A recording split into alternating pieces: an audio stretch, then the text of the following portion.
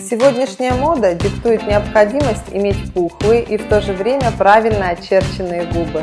Контурная пластика позволяет вернуть губам изначальный объем, утерянный вследствие возрастных изменений.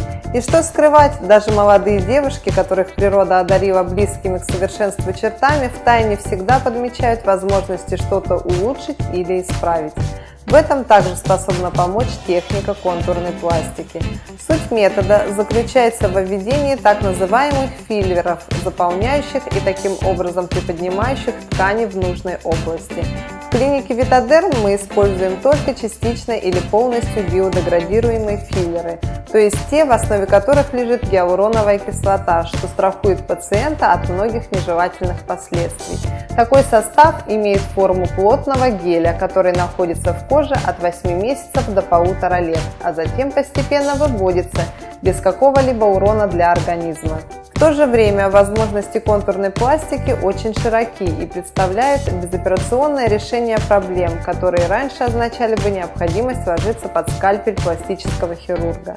Помимо работы с областью губ, классические зоны ее применения включают носогубные складки, морщины улыбки, так называемые морщины-марионетки, а также межбровную складку при невозможности использования ботулотоксина. Еще одним вариантом контурной пластики считается процедура объемного моделирования. Поскольку в течение жизни все мы подвержены воздействию гравитации, с годами это приводит к более или менее заметному опусканию мягких тканей лица вниз. При помощи объемного моделирования мы можем восполнить утраченный объем, особенно в области средней трети лица. Процедура начинается с нанесения анестезирующего крема на тот участок, с которым мы будем работать. Следующие полчаса пациент отдыхает, давая анестезии время на проникновение в ткани, после чего мы удаляем крем, обрабатываем кожу антисептиком и переходим к введению вещества. Глубина размещения филлера при данной методике больше, чем при проведении процедуры биоревитализации. Несмотря на работу в очень чувствительной носогубной зоне, процедура проходит комфортно для пациента и практически не требует реабилитации.